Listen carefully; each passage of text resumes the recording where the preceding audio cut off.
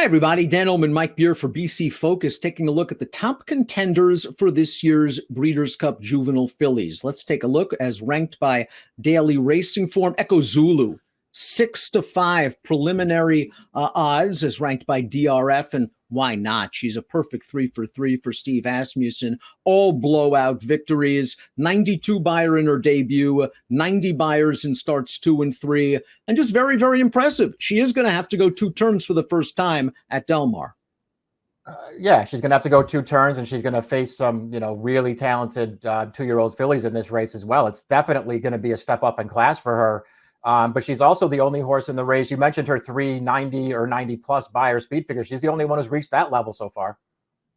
Let's watch her Champagne victory. Not Champagne, Frisette, pardon me. She was 1-5 in this race, and she went right to the front. She likes to be close to the pace, and she set a legitimate pace in this race, and they just couldn't get to her, Mike. A very, very sharp performance. She's by Gun Runner. You have to think that the additional 16th of a mile isn't going to be that much of an issue. She'll be forwardly placed. How much does a horse like Electric Ride hurt her, perhaps? An Indiana bred who has some speed.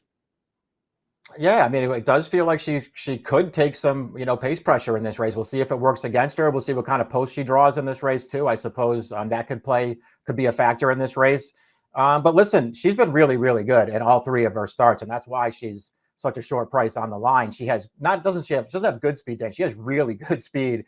I personally thought her spin away was even more impressive than her Frisette, if only because they sent her that day. They took no prisoners on the lead, and she was still going at the end. They stretched her out to the 1-turn mile last time. No problem with that. I like the way that Asmussen's just sort of brought her along incrementally as far as distance goes.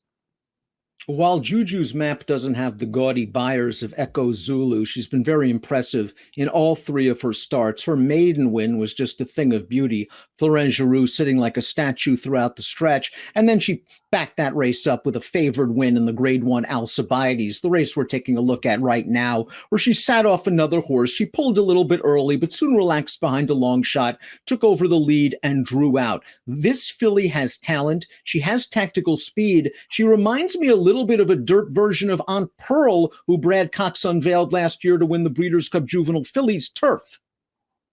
She's a really, really talented horse. All 3 of her races are good. She's 2 for 3 in her career, but all 3 times she ran really well, including that. We talked about this when we did the recap of that win last time, Dan. She looked like maybe she wasn't that comfortable rating in the early part of the race, but she eventually did come to hand and settle into a good trip. And I just think you have to love the way she finished that race off as she went around 2 turns in that race. Key to this race might very well be Hidden Connection, Mike. 2 for 2 in her career for Brett Calhoun. She's won both starts by a combined 16 3/4 lengths. She's won around 2 turns. She's knocking on the door of a 90 buyer. She got an 87 when she destroyed them in the Grade 3 Pocahontas. She's pretty good. This will be the toughest class test.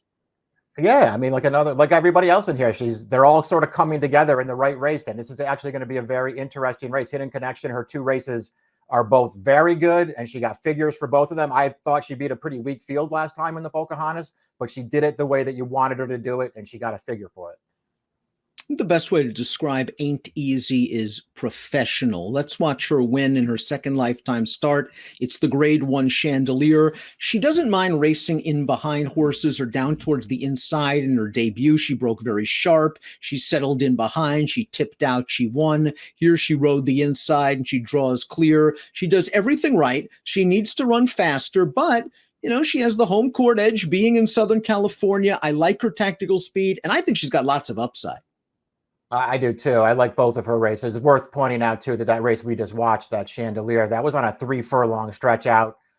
She made an early move around the turn to, sort of go up and secure that position at the rail, and she won basically ridden out in there. This filly is very good. She doesn't have the figures of some of the others, but she's really good.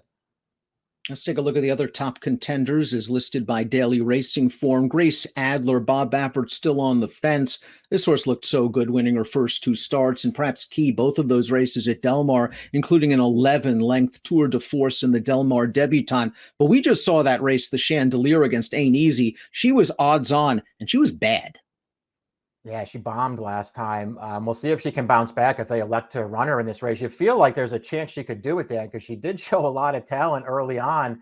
she's a Curlin. You feel like they have to give her another chance stretching out and see what happens.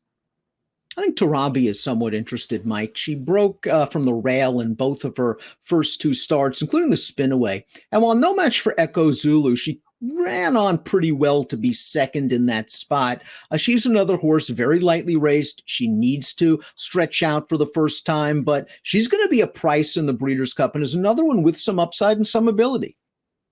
Yeah, I mean, all these horses we're looking at sort of on the back end of the slate they're all going to be prices in this race because they're facing, some horses who have already sort of shown it at the graded stakes level. But again, these are 2-year-olds. They're, for the most part, they're all really lightly raced. Somebody is going to improve in this race.